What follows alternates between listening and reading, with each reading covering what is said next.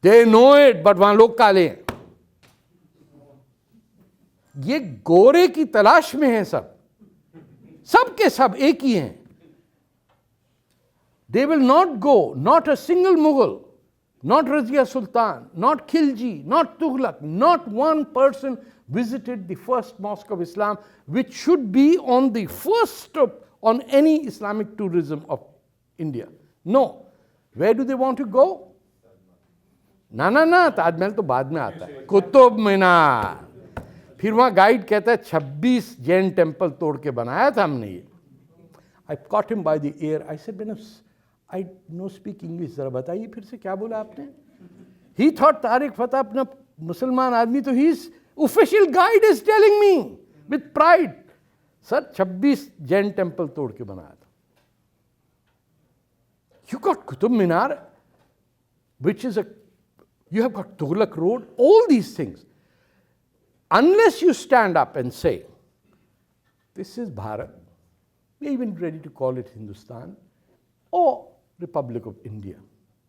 You are not going to lecture us about what is the ethos of this place by telling us, as after 10 years as vice president, that Muslims have a bad deal. No. This is not allowed. Somebody has to stand up to this.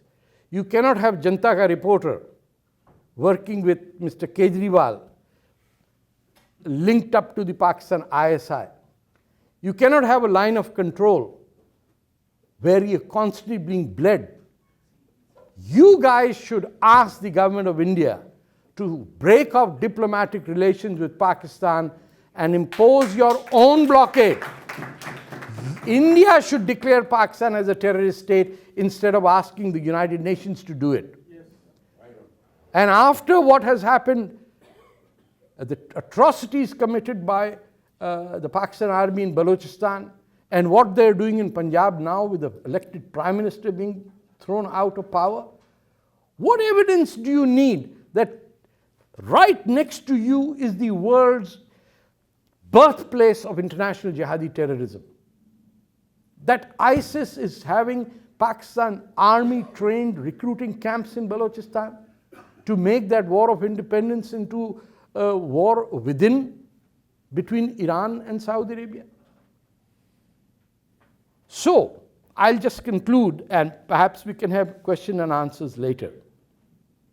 If you cannot get one Indo-Canadian elected to Parliament or the Ontario legislature who is unashamedly as pro-India as our foreign minister is pro-Ukraine, as our citizenship minister is pro-Turkey, as our women's minister is pro-Afghanistan, as there are 2 Pakistani MPs who are not just pro-Pakistan but pro-Pakistan ISI, then there is something wrong that the Indo-Canadian community is doing, and it is time for them to stand up and say that we have 1,000-year experience of fighting Islamofascism.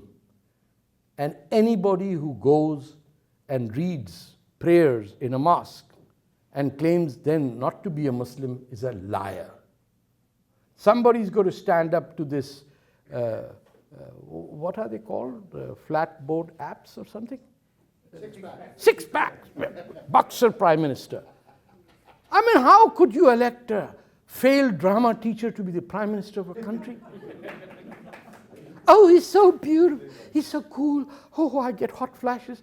Oh my God, you ruined a beautiful country by electing an idiot. It's like Rajiv Gandhi as the Viceroy of India. You know, it's really, really bad. Or Bilawal Bhutto becoming Prime Minister of Pakistan. It is a worldwide catastrophe that we're facing. The Third World War started on the day 9/11 attack took place. If by now you have not gotten the message, then your next generation is living in a fool's paradise. In 5 years, the entire world came together to destroy the Wehrmacht. In 5 years, the world's largest military machine was destroyed on Eastern Europe. Our soldiers fought, Senegal fought, Mao Zedong fought, Chiang Kai-shek, Stalin, Roosevelt, Churchill, de Gaulle, everyone joined hands with Ho Chi Minh, and I can name you tens of thousands of people around the world, except, by the way, the Arab world. They said, I don't know what's happening, let's make money out of this deal. Nobody fought on any side except Sadat and Nasser were in the Africa Corps of Rommel, which nobody wants to talk about. And the Mufti of Palestine was recruiting in Bosnia for the SS. So, bhaiya, we need to take a stand within Canada, and not because we are trying to bring India's problems to Canada, we are trying to bring India's solutions to Canada, because we owe it to Canada to say beware. Thank you very much.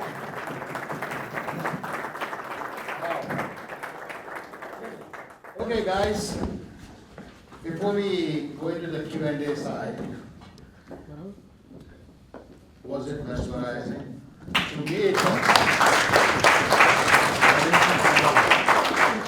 I think we have heard a lot of truth today, which probably we didn't want to hear, or would have loved, or as a matter of fact, loved to hear.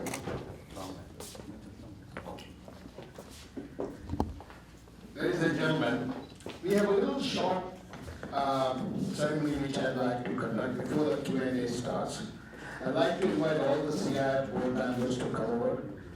Please on this little ceremonial side, please.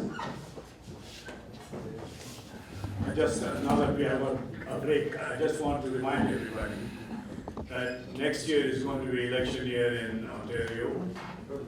So please know your MP, and find out which side that MPP is leading.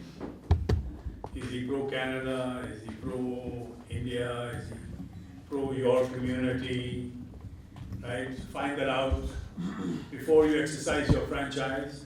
And please do exercise your franchise. Regardless of party, right? Exercise your franchise for your benefit.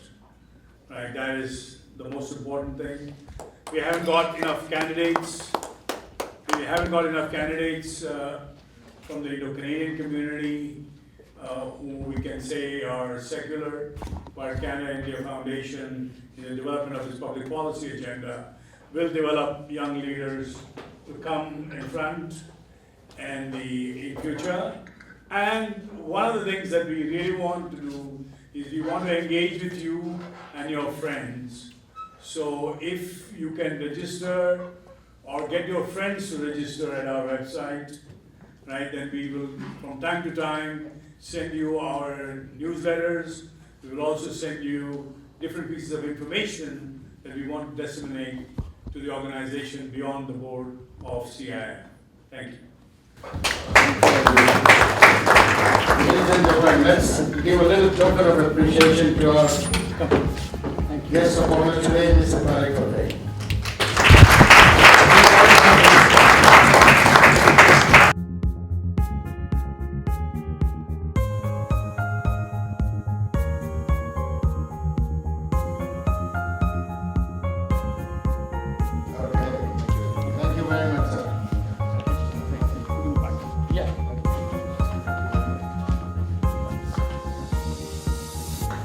Now it's Q&A time. Okay, I see the first hand raised of Dr. Om Malik. Please, let me pass on the microphone to you. Oh, maybe you have a louder voice anyway. First of all, thank you very much for such a illustrious presentation, and we really enjoyed knowing some of the historical facts. I just like to know is that either the Prophet or the earlier followers of the Prophet, what did they have against India that they put in this reservoir in? Actually, the Prophet said that I am not from, I am from Arabia, but I would have to check what's the correct, but in effect he said I'm not from India, but my heart is Hind. That too is the Prophet saying. The problem is what he said or what he didn't say is of no consequence because there's no way to establish what is right or wrong. And much of what today Islam is comes from the 13th century so-called Islamic jurist Ibn Taymiyyah, who was neither Arab nor Turk. I think he was Albanian. And in consequence to the defeat of the Arabs at the hands of the Mongols in 1258, after which the Arabs have never had sovereignty over themselves, it was very convenient for them to believe that they were superior than everybody else. So the doctrine that said that any non-Arab who considers himself or herself as equal Muslim to an Arab is committing an act of sin. Subsequent to that, a different Islamic history gets written. So the invasion of Sindh by Muhammad bin Qasim has very little to do with Ghazwa-e-Hind because this hadith was not written by then. It's not possible. The hadith about Ghazwa-e-Hind is written after he invaded India to capture the family of Prophet Muhammad who had got refuge under Raja Dahir of Sindh, and to take back these the split within Islam where the Prophet's own family was considered non-Muslim by the Caliphate. So the attack on India had nothing to do with Ghazwa-e-Hind by the Arabs. The attack on India by Ghaznavi, who is an Afghan, is based on the hadith of Ghazwa-e-Hind.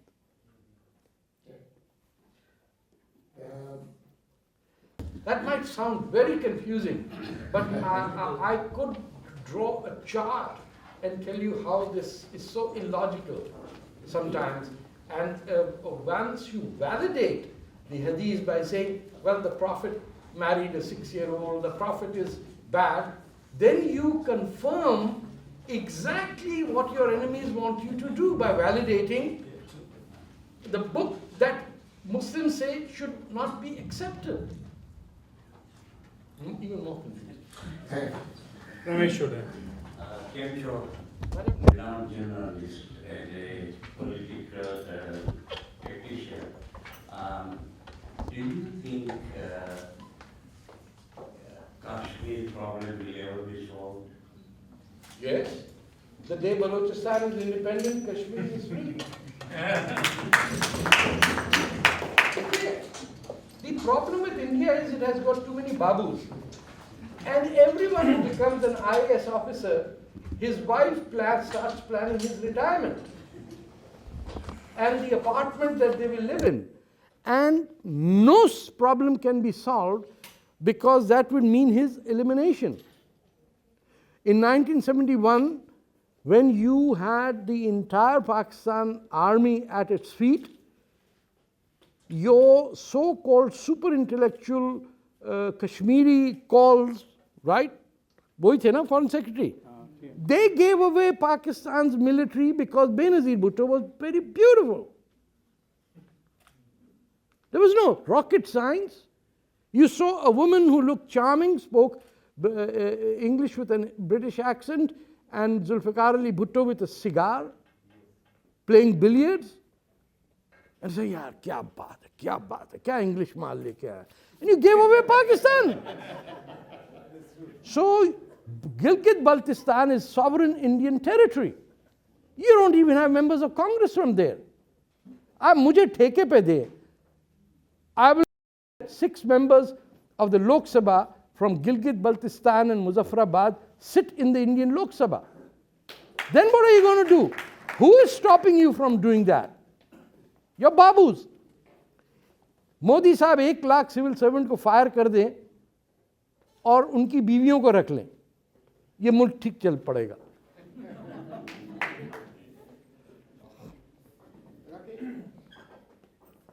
Tarek bhai, ji. I applaud your fearless activism, and today I learned you're a good educator as well. on history. So your next book should be written about the history. I've seen your 2 other books. But my question, that's a request to write a book on history. My question is, can India and Pakistan live in peace? No. Let me go further. Okay. Bangladesh and India have, in a way, become peaceful. At least we are not fighting with Bangladesh. Bangladeshis are not fighting with us. And things are improving on that front. Rest of the world, Canada, US, can live together. What is it should be done? I understand the history. That's water under the bridge. It can't. What is it that can be done in the You're future? saying that you have a tumor on your spine, and how can we live together? मैं आपसे बोलो surgery कराए, आप बोले साथ साथ रहेंगे। पागल हो गए क्या? Sir, no. There is no Hind without sin. Do you understand that? Okay. Khatam.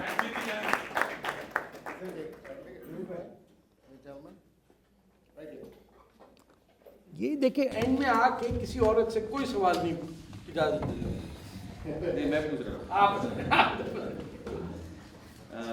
thank you very much sir so one thing actually confused me when you said that in Canada we have a solution which should come from India but at certain point of your lecture you said that we Indians are also very confused unless you came there, we never changed the name of the road, right? So, what is that solutions which we can bring to Canada?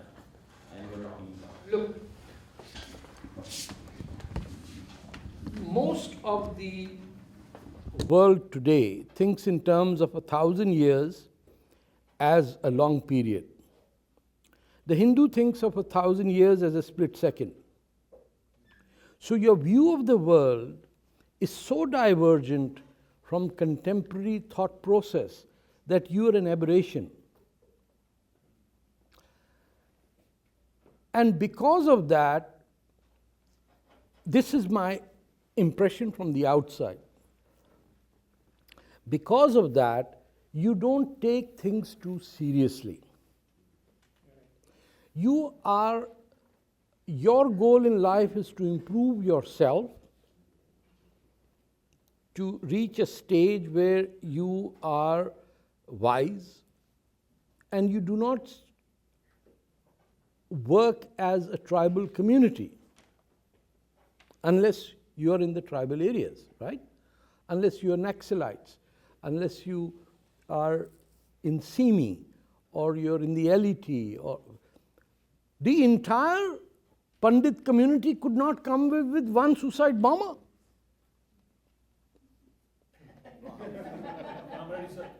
नहीं बताएं सब चले गए बोले हम अमीर होने जा रहे हैं अमेरिका सब चले गए the most prosperous community in North America today is the Hindu Pandit community, right? The Kashmiris. एक भी नहीं है जिसमें दम हो कि वो नवाज शरीफ की स्टॉक के अंदर जाके जैसे अहमद खान बलोच ने बीच में रफड़ डाला था and got thrown out. I've never heard of anyone. You've got one congressman, Mr. Khanna, young chap from Seattle, wonderful guy. You have one very pro-Indian woman from Hawaii, apni Tulsi. You think your guys rally around them? 92% of Indo-Americans voted for Clinton because you wanted H1B1. फकीरों की तरह you voted. Hi my बाप, visa दे दो, visa please. She is anti-India, you voted for her. You gave up everything for your second cousin who's going to come and join you. H1B1, H1. I was horrified. As an Indian, I found it humiliating that my community would be voting on a visa buying scheme.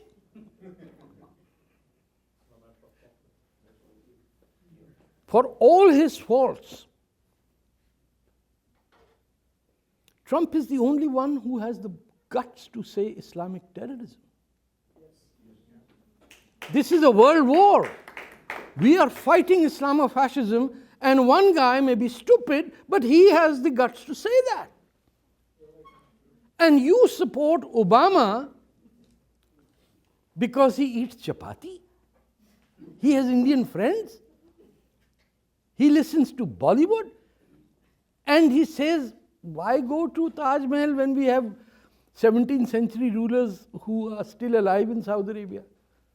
उसने बोला था ना अपनी बीवी को, कहाँ जाती हो ताजमहल? मैं असली ताजमहल दिखा सऊदी अरेबिया में. वो तो 17th century किंग आज भी जिंदा है. He went there. Indian Americans, एक ने नाम बदला, दूसरे ने मजहब बदला, उसका गलत हो गया, उसने कहा फिर बदल दो. That guy changed it 3 times. Jindal, he converted to the wrong Christianity. अरे बुलचोक्स मिस्टेक हो गए. फिर उसको फिर बदला. लानत है ऐसे आदमी पे. हाँ, वो निक्की है. वो कहते मुझे प्यार से निक्की बोलते हैं. पंजाबी में निक्की मीन्स छोटी जई. I mean, यार सानू तो ना Rahman. That is not the Indian you wish to be. Tulsi Gabbard or Roy Khanna, I think his name is, पढ़ें. The guy is talking for Canadian-style universal health care.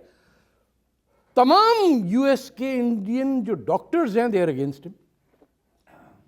सबके बच्चे यहाँ आना चाहते हैं क्योंकि यहाँ यार consistency, truthfulness and consistency. Without, it is the Vedas that say that your right is not to expect. ये हमारे कुरान में नहीं लिखा है, ये आपके वेदास में, गीता में है शायद. हाँ, कि आपका राइट ही नहीं है एक्सपेक्ट करना. आपका राइट है काम करे जाओ विदाउट एक्सपेक्टेशन. यहाँ कहते नहीं, पहले हमारा एक्सपेक्टेशन गारंटी करो फिर हम काम करेंगे. अरे यार, हाँ सॉरी. कमाल कर दिए. और मेरे को एक पुरानी आपकी एक स्पीच थी जिसमें आपने you had used 2 words which basically contradicted Mullah's Islam and Allah's Islam. फर्क बताइए समझाइए. अल्लाह का इस्लाम ये है कि the Prophet Muhammad's first companions were Muslim before the Quran was revealed. Right? 2 मुसलमान बचे हॉल के अंदर. अच्छा सब. So the Prophet's companions converted to Islam when the Quran didn't exist. Mathematically, आप लोग तो हिंदू सुना ज़्यादा मैथमेटिक्स में तगड़े होते. इसका मतलब ये है इक्वेशन में कि you can be a Muslim without even having the Quran. So then what is it that makes someone a Muslim? ये तो पूछना पड़ेगा ना. Which is a very simple thing. No mullagiri, no pandit, no pope, no nothing, no subservience to anyone except the Creator, which is Judaic extreme monotheism. ये है अल्लाह का इस्लाम. वहाँ से स्टार्टिंग पॉइंट इस बेसिक पे जो इसमें बिलीव करता है वो मुसलमान है. चाहे वो उसको राम बोलता है, ईश्वर बोलता है, कुछ भी बोले, गॉड बोले. जो कहता है कि subservientness to a human being is कुफर. ये है अल्लाह का इस्लाम. मुल्ला का इस्लाम ये है कि 4 बजे सुबह अजान देंगे हम लाउड स्पीकर के ऊपर. सोनू की तो ऐसी की तैसी. ये मुल्ला का इस्लाम है. Do you know there is a fatwa against loudspeakers? Yet it is the mosques that run loudspeakers. अल्लाह का इस्लाम is so easy कि इसमें कुछ करना ही. Elaborate on that fatwa against microphone. The microphone fatwa is from the Deobandi school in the year 1920s. जब loudspeaker चला तो मुल्ला ने कहा गई नौकरी अपनी. तो उसने बोला कि ये आवाज़ इतनी बड़ी शैतान से ही आ सकती है. So he is the voice of Satan. So he issued a fatwa saying that anything that comes from a loudspeaker is satanic. Likewise, anything printed from a printing press is satanic, because the handwriting of the Quran, those katibs would have gone out of a job. So the printing press traveled from Heidelberg to Istanbul 200 or 300 miles in 200 years. It didn't reach. When it came to India and they came to the Mughals, I think it was the Portuguese who brought it, they asked the mullahs, they said, not good. Usne, okay, it's good enough for the Christians. So suddenly, there is a reason why India's Christian community are on average far more literate than the Hindus or Muslims or, the 50,000 religions and 80,000 gods that you have. Those guys had the printing press and the loudspeaker. The mullahs cancelled both of them. Now they don't have a book or this. So they are catching up by doubling the decibel level for back payment, Sorry. To begin with, thank you so much. My name is Tarek, thank you so much. I want to say in front of everybody that in the last 10 years, the best thing which has happened in India is your intervention. Trust me. I believe that you have been on the forefront of opening the eyes of Indians who have been actually living in slumber all these years. Now my question is, with the new regime after 70 years of Congress, do you see India rising again, India shining again, and being actually funded was hounded from his home by the so-called mullah by Islam? Do you think there's a solution coming to the street problems? India can only accomplish its greatness if India can get rid of what it considers its greatness, which is Indians' individualism and their lack of, I would say, for lack of a better word, patriotism, not towards the country, but towards the heritage. If you don't have any idea of where you came from, there's very little likelihood that you will go anywhere, So, the Chinese are very clear about the black devils and the white devils and what is the Middle Kingdom, what is their role in society. Since the Indians have never invaded anyone, they have never seen the need to reconcile with the Industrial Revolution. For the romantics who think the donkey cart is the highest accomplishment that we need to reach, or the bullock cart, there is a message there which says you need to now reconcile of what are modes of production. What makes so many Indians so poor that they can be exploited? That why is it that the system that designated professions became a system that designated people's hierarchy in society? That requires a great revolution that might take a few hundred years. You can't wait for that. But if you want to be on the Security Council of the United Nations, then your concern for Yemen should not stop the day 100 Indian nurses are rescued. And then you shut the subject. An Indian would not know where Yemen is, because the Indian doesn't know where Baltistan is, which is his sovereign territory. An Indian doesn't know what is happening in Lahore. He doesn't even know what is Lahore. An Indian doesn't even know what is Sindh. He thinks it's part of his national anthem. So most of the Indians don't know even what happened to Kashmiri Pandits 28 years back. Because you guys were so superior to yourself, because you happened to be so fair and lovely, that the other guys said, we are Biharis, what do we care? These guys are anyway so fair and lovely, they'll get anywhere. You have to understand the essence of color-based racism. You got to study Du Bois and understand that the 20th century issue of color is there. There is a certain privilege that comes That is why $2.5 billion India spends unashamedly on whitening their skin. There is now an ad for whitening your underarms. I didn't even know that would matter. I mean, what do you do? I've seen biceps coming out, you know, but underarms? I mean, who walks around like this? What? But somebody should take a class action lawsuit against Fair and Lovely cream.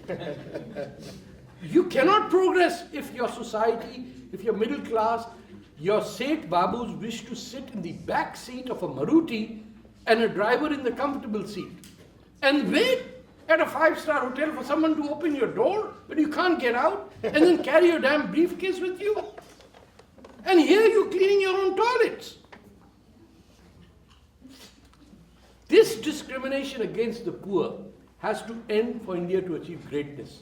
The day your working class, which by the way has the potential, which works better and harder than any other people on earth, are valued, you will get pushed up as a result of it. You don't need to put people down. You need to let them go up so that you can be pushed up.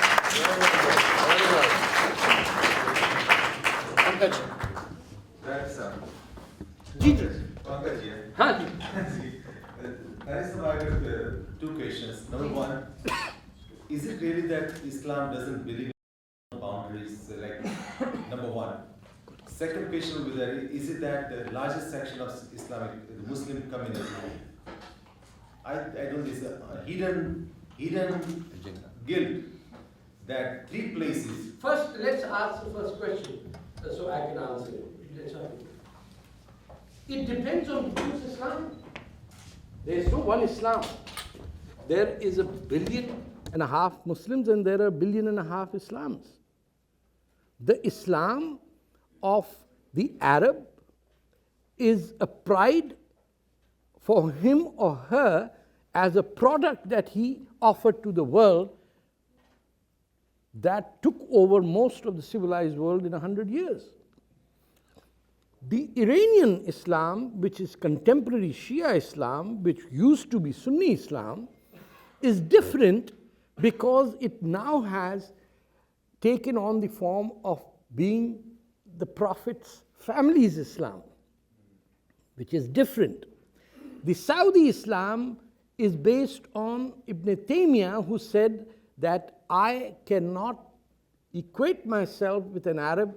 By doing so, I would be committing sin. So, within the interpretations of Islam, on the day Prophet died, there were 2 divisions. That's not Shia Sunni. Don't buy that nonsense. That's for the academics and idiots to tell you. It was between people who are called Ansar, like Mr. Ansari, and the Quraysh, like the butchers of Delhi, which are called the Qurayshis. And the doctrine came that the Quraysh are going to be the rulers and the Ansar are going to be their servants for all times to come. And somebody said, well, where did you hear that? The Prophet told me just before he died. That's the day this happened. So, aspects of Islam means that the entire universe is a brotherhood of people. Rabbul Alameen, the creator of all people on earth. We created you in nations and tribes so that you may live with each other, not against each other, so that you can learn from each other. That is also in the Quran. So you can draw your conclusions based on your own prejudices. You can slaughter cows in Hindustan because it hurts Hindus. But the Prophet said, don't eat the meat of cows because God made this creature for milk. So you find the Turks, the Iranians, the Arabs, unless they are the upper class Western steak eaters, they don't eat beef. When we ran into Indian immigrants coming to Pakistan, it was considered odd for people to be eating cow meat. We eat goat and lamb. Nobody. You go to Afghanistan, who eats a cow? In Arabia, there is no cow. There's not enough grass over there for human beings, let alone a cow. There's nothing there. There's oil and sand. God first gave them a religion, then they gave him oil. On both accounts, they failed people. It is the Persians who introduced intellect into Islam, and the Central Asians who relied on Indian numerology and all that. So, both are correct answers.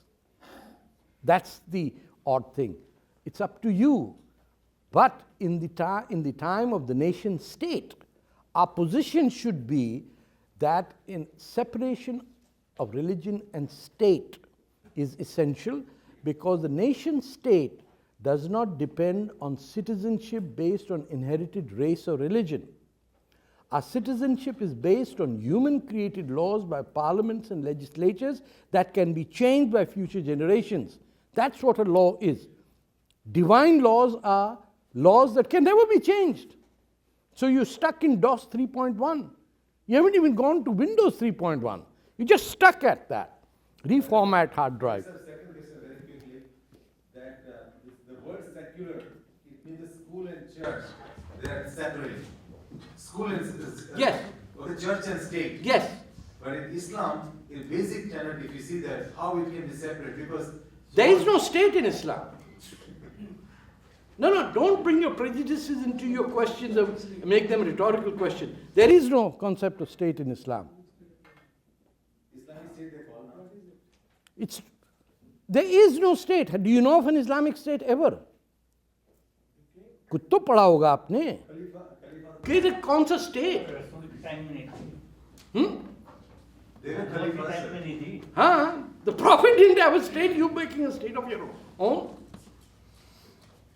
Where are you coming from? That's the question. Go home and answer yourself, looking in the mirror. Why did I ask that question? What, did I ask for knowledge, or did I ask to make my own point? And you get the answer. My own point, sir, I just want to hear from you. नहीं भैया, आप rhetorical question मत किया करें. Rhetorical question never get an answer. Maybe what he's trying to say is to understand the difference between Darul Islam, Darul Arab, and There it doesn't exist. it's a state of mind. It's not even a state of mind, it is a complete nonsense. Because nobody created a state. There is no state. There never was a state. There were nawabs and rulers and invaders and marauders. Medievalism is full of people invading each other. They reached up to Morocco, sir. Hmm? They reached up to Morocco and Algeria and everywhere. There was a state. That was not a state. What do you mean by state? They didn't even. What do you mean Morocco? Do you know how many Arabs perished looking for the Sahara Desert and never came out of it? There were 26 states in Spain. Do you know that? So what do you mean state? There were 26 different kingdoms in Islamic Spain. How many were there in India? At least 100. Okay, sir. Sorry, give me 1 second, please. One at a time, please. Yeah. That gentleman? Yeah. Tarek ji, thank you very much.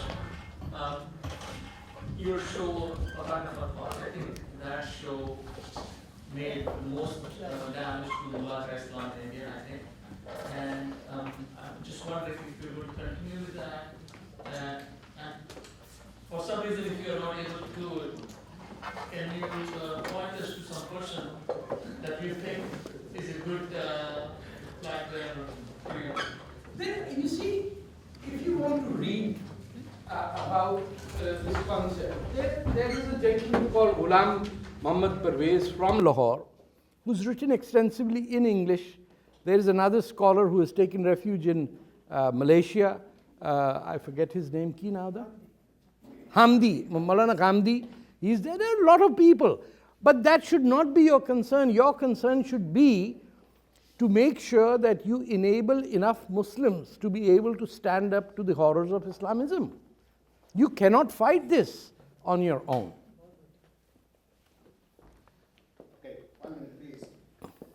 there? Who's got the microphone? Somebody ran away with it. Yeah. Okay, the green t-shirt. Will even one woman ask a question? I mean, this is outrageous. Okay, why don't you give it Yeah, to the go lady ahead. first? That lady. Let's start with you. I know that lady, nothing. It's a very enlightening evening with you right now. I've been following you quite a while on Twitter, and you've really given a new meaning to the Islam being new as scriptural, because all the friends that I had were, all about charity. That's how I know, Islam, friendliness. Nowadays, Islam is only associated with invading, killing, and it's, can it change? It will, as soon as the oil runs out. I think when Tesla are common, you will notice Saudi Arabia will split into 3 parts. So when evil comes out from under the ground, it matches up with evil that is already resident, and it spreads like a plague or a cancer. So you need to understand that the root of this evil is Saudi Arabia, and Saudi Arabia is an occupying power of the holy sites of the Muslims. It's just that the Muslims are dumb enough to deflect all their anger against the Jews. And the reason is because there are too few Jews. Kya kar lenge bichare? It's not that there are a billion Indians, so we better be careful. There's only 15 million Jews. So every day, 26 times a day, every mosque in every prayer, we start off by cursing the Christians and the Jews. Friday we deserve it for Hindus, when we ask for victory over the Kamal Kafri. That's just special day for you. But I do put myself in place of Allah. I mean, it gets tiring when one person keeps on telling you the same thing all day, like 5 times a day. Yes, isko maar do, isko ye kar do, mujhe Allah ye do. Allah must be tired for sure. He is. Don't you see? Don't you see he's given up on Muslims? I mean, what part of it you don't understand? You know what we say? Let me say the first verse of the Quran that is printed. That's not the first verse. It says, Alhamdulillah Rabbil Alameen Maliki Yawmiddin Iyaka Na'budu. Oh God, you're great. Blah, blah, blah. And then it says quietly, shh, curse those. We curse those that you have cursed, cast a curse on, and those who have drifted away, which is fine. We curse the child pedophiles. You could put any. After 150 years, somebody said, but what does this mean? So one guy said, don't worry, Prophet told me who they are. Who? He says, those who are cursed are the Jews, and those who are led astray are the Christians. Who? Every Quran now has that. Now they do that. My simple answer is that God meant those who are cursed is the Muslim, and those who are led astray are the Muslims. And that will sort out the chaos, because we are the cursed people. We haven't created a safety pin in the last 500 years. We can't make a bicycle. We don't even have a damn walking stick, because if you buy a walking stick, it's usually a straight stick, which you can't hold at right angles. We don't have cameras. We don't make phones. We don't have desks. We don't have eyeglasses. We don't have shoes. We don't have pants. We don't make underwear. We don't make anything. So we are the ones who are cursed. But one day they'll realize it and say, well, let's not get cursed. ठीक है ना? If the Quran doesn't mention the Jews and the Christians, why are people lying? And then all these Anglicans and Catholics and Jewish priests get together, interfaith. There's never a Hindu in interfaith. Have you seen that? An interfaith gathering between Sikhs, Hindus and Buddhists? No, they don't need to. Unka chalta rehta hai aapas mein. It's always the Muslim, and there's always a sharp English accented woman like the MP from Erindale. What's her name? Ikra. By the way, Ikra means read. I'm serious. That's her name, to read. God, she has read nothing. And so these interfaith dialogues take place. Basically, it's appeasement of Hitler. Because all these Anglican, Catholic, Jewish, and blah, blah, blah, and they're actually, pardon the word, shit scared. So saying, जब मारने को आओगे हमें तो नहीं मारना, हमने तो तुम्हारे इंटरफेथ किया था. That's what it is. I've said you can't have interfaith. Why is there never a Sikh in an interfaith meeting? It's the latest religion on the market. It has the most scientific analysis of our times. I mean, you read Nanak and you want to be Sikh. Serious guy. No, you're okay, you're out of the equation. Just the three wise men from the east will come. The Jew, the Muslim, and the Christian will talk and try to convince each other. One believes in, a flying horse. The other believes in a splitting river. The other says God had a son. Let's get together and laugh at each other's religion. That's interfaith. For now, I'm happy with Sri Ravi Shankar. Ashokji, please. Thank you. Ashok. Thank you. Thank you, sir. I've only one question. I'm here. Oh, there you go. Okay, yes.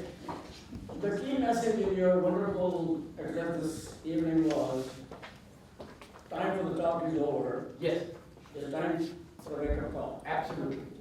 My question to you is, in your many trips to India, did you get an opportunity to talk to the Indian political masters? And what was their feedback? To who, sorry? To the Indian political masters? No. Never. No. Would you like to talk to them and tell them, They know what I say because they made sure I was not killed. When ISIS had 4 guys, I think I could have survived. So I'm fine. But your first question is what is to do? Let me just say something. There's a by-election coming for the Provincial Assembly in Toronto Centre. Not Toronto Centre, sorry. What's my neighborhood? I've forgotten my own riding. Where Glen Murray was the MPP. Right, the Cabbage Town area, Regent Park, that. No. Wahan no Indian is ever seen. Toronto Centre. Toronto Centre? Yes, Toronto Centre. Toronto Centre. Why don't you run a candidate there? Let him lose, so what? I think the message is a good message for all of us, Indo-Canadians here. But don't forget, we are now, most of us baby challenges to now to convey the same message to the next. No. Never lecture your sons or daughters. I never sat down with them. It's your work example. That's what I'm saying. Don't have expectations.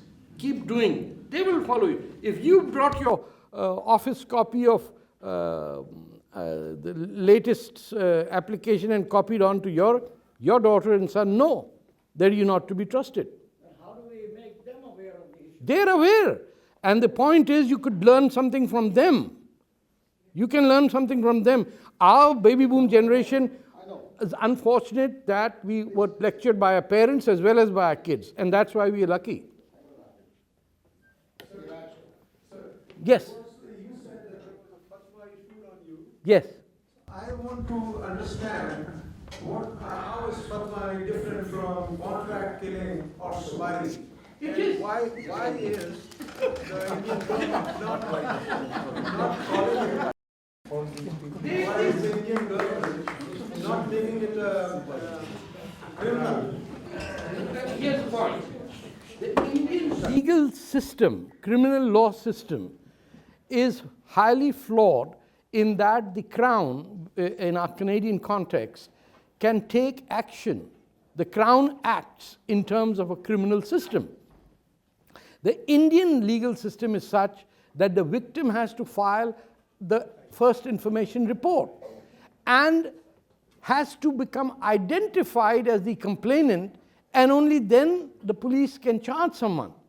So reporting someone for a crime has become a tool of punishment to people to harass them rather than to alleviate it. So the Indian criminal justice system is flawed. The legal system is flawed that allows for someone who threatens death to another person, even the Prime Minister, the same guy threatened the Prime Minister as well, that he would get him killed.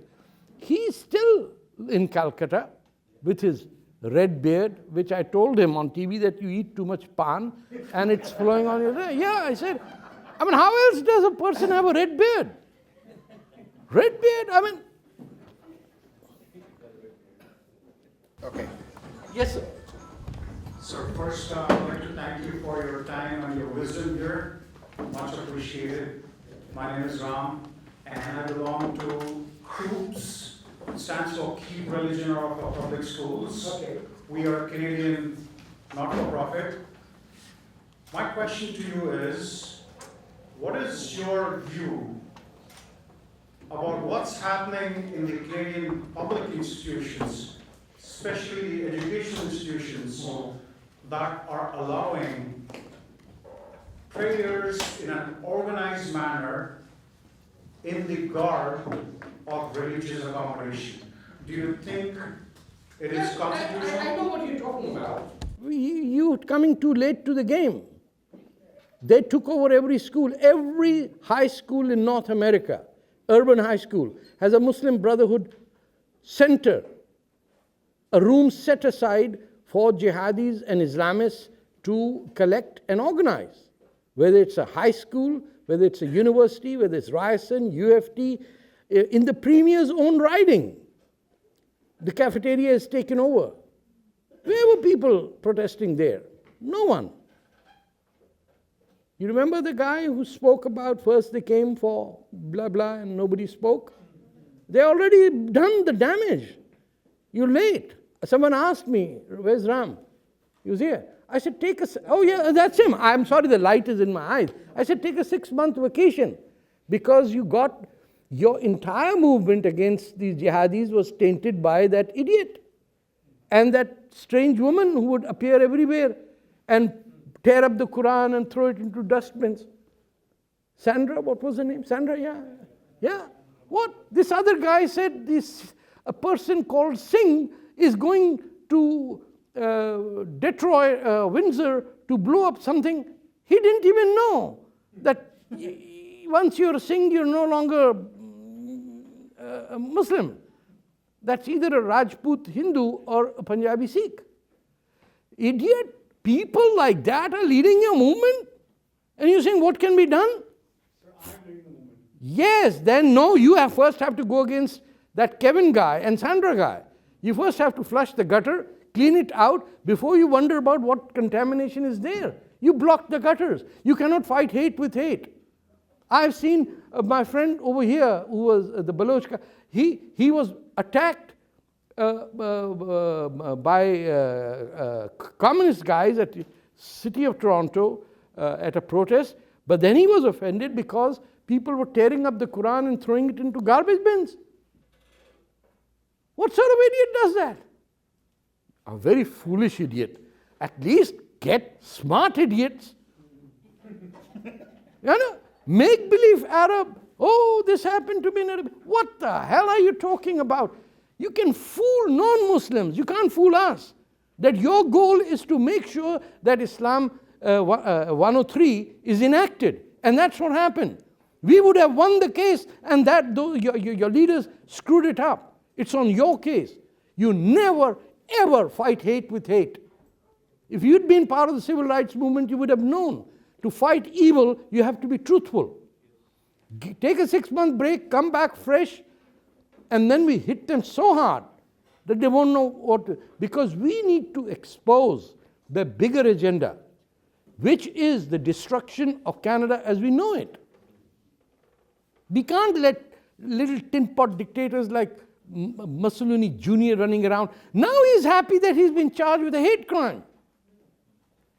He's a hero. Of who? You cannot have hate mongers leading a truthful movement. Anti-Muslim behavior is fundamentally anti-Canadian. We have one law that helps us all, that is the 1948 Universal Declaration of Human Rights, that guarantees every citizen the right to be of a certain religion, to leave that religion, or to have that religion. You can't take it away. So if you are going, or anyone is going to movement saying, Hindu's bad, like the Khalistanis are doing it today, we can't allow that. You worried about school system? Your bloody parliament has ISI representatives sitting there. Your minister lied about where she was born. She's still there. Oops. I'm Iran. Oops. I'm Afghanistan. Oops. I'm Pakistan. I don't know where I was born. Sitting in the cabinet. There's another MP whose brother is a general in the Pakistan army. Now you tell me, if someone, an adult, had a sibling in a general in the Pakistan army with the ISI, that general must have grown up with her. Probably here. You worried about high schools? Your parliament is in the hand of a foreign minister and a defense minister who's alleged to have ties with Khalistanis. You got ministers who celebrate the downing of Air India. Bhaiya, we got bigger problems at hand than the tin pot idiots over here. We need to get members of parliament elected who can defeat Iqra Khalid. If you can't get people, if Iqra Khalid gets elected, it will be a slap in the face of every right-thinking Canadian on this planet. Because that single woman is working for the Pakistan ISI. And her inauguration, her election the next day, she and that other member of parliament went to the Pakistan High Commission. There are MPs elected who got celebrated in Lebanon. What sort of person gets elected to a legislature in Canada and says, oops, I'm going to Ukraine. It's so nice over there. What? You got a foreign minister, you got a foreign secretary who was born in Saudi Arabia.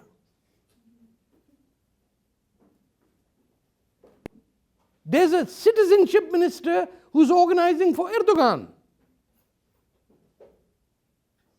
Big problems and too few people. You have something that can help you that no other group of people have, which is your fundamental belief that truth cannot be stopped from rising to the top. That's your motto, that's your religion, that's your goal, and you cannot become your enemy in fighting that enemy. Very well said. Sir. I have two questions for you. Oh, you never come with this. Okay, one is firstly I must admit that I have not read Quran. And I was having a big discussion with a Muslim friend of mine, right? No. And so things went down and finally I had to, like you said, in Saudi Arabia there's nothing but sand and oil. And I was sort of... Okay, question. The question is, yes. In Quran, the land of sand and oil... No, question. Our question is, does Quran mention oil in Quran? No. Okay, so that's where that guy got really stuck because he couldn't answer that. And What do you mean he couldn't answer that? There was no oil anywhere. Not true, but you answered it, but he didn't answer it. I'm just telling you the fact. That's the point where the Muslims get stuck. You got stuck over there. Okay. The British wouldn't have left if they had found oil. My real question to you is, this group is thinking about next year there is an Ontario election. Yes. I am thinking about the Independence Day, India Independence Day celebration that's coming next week. Yes. And what would you suggest we do and say that this is not Independence Day but Amputation Day, as you said? Just say that. Okay. How do you approach it? Is this? I would never be at a place where Indians sing Iqbal Sare Jahan Se Acha Hai Hindustan Hamara. What a bunch of idiots who sing a song written by the guy who wanted to destroy India. How could you do that? I've seen you singing it. I can't speak any song. I know. I know. Okay, thank you. Okay. Lady, please. Sorry, you had a question. Next. Hello, sir. My name is Dara, and this evening was extremely enlightening. I absolutely enjoyed it. But I do have a question for you. Yes. Now, from someone from my generation, or young individuals that are here today, something that I rather would like to get your insight on is, you do say don't fight, hate with hate, fight it with the truth. But at the same time, I find someone of my generation where you hear there's groups and there's so much else going on. At the end of the day, how do you find truth with individuals that define their actions or hide their actions behind a blanket of religion and justify it under a cult of moral idiocy? I find like they don't understand, as you said. Don't befriend them. Mock them out of existence. A cartoon character, a caricature is supposed to be entertainment value, not serious. Anybody who is of Indian background and wears an Egyptian hijab needs to be mocked out of the room. Just look at her and laugh till she says why and says, God damn it, where the hell did you get that crackpot? Oh, idiot, when did your ears become your vaginas? That's the question you have to ask. What the hell happened to your head? Why is that torn condom on your head? You want, at your age, that's what I would have done. But I'm not at that age. Where anyone with a beard and no mustache, she said, where are they shooting the Planet of the Apes? Yeah, really, because you seem like an extra who walked away wearing a long frock. And why are your ankles showing? वो बड़े भाई का pajama, छोटे भाई का kurta. Why? Why? How does a person play football with a long gown? Did you ever see the Pope play cricket with that? You're going to mock them out of existence. You stupid people. Don't waste your brains on them. I'm going to take, I think we should not. But जाने दे मेरे. Two questions. Two last questions. I was, by the way, advised not to come here because not only do I have cancer treatment going on, I have a very embarrassing infection. I just discovered it's called mono, which is teenagers kissing disease. And the nurse said, what are you going to tell your wife? And it's very painful, so if you notice I'm taking tablets. But I swear upon God, I have not kissed a teenager since a long, long time. Two questions and I should go. Gentleman has got the mic.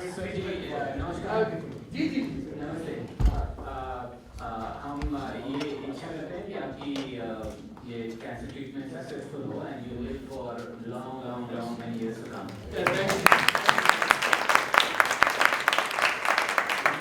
People like you in our society. Sir, I have very two short questions. Yes. Number one question is कि हमारे Indian community में unity बहुत ही weak है and leadership की बहुत ही problem है. There are thousands of leaders, yes, and each leader has one follower. तो especially in Canada, India का तो पता नहीं क्या हाल है, लेकिन इसका क्या solution हो सके कि we can have one leader or maybe couple of strong leaders in our community. Let me answer that. You run a candidate against Ikra Khalid, and the rest of Ontario should defeat her. And you will find out that your nominee will be the voice of Indo-Canadians. You don't need to worry about anything. You defeat one candidate. It's your duty, your obligation as a Canadian to root out evil from this land. And that's what you need to do. And if you can run a Muslim against her, who can defeat her, alhamdulillah. That's just a thought of it excites me really. Defeated by a fellow Muslim. You don't want to get more than a mono now. Oh! Come on. I could have a. Yeah, sorry. Okay, go ahead. Second. Last question. Yeah, last question. GGG.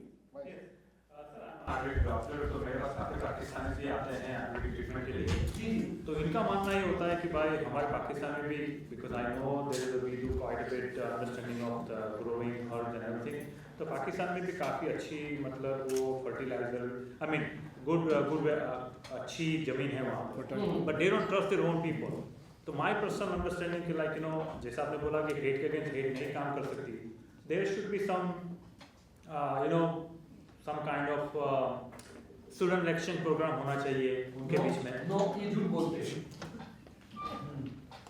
Read George Orwell's 1984. And you might find it somewhere on my Facebook page as well. His definition of double speak, which I suggest is double thinking, which is the ability to lie and speak at the same time without knowing whether you are lying or speaking the truth. Where the same argument is debated by the same person with alternating positions depending on who's listening.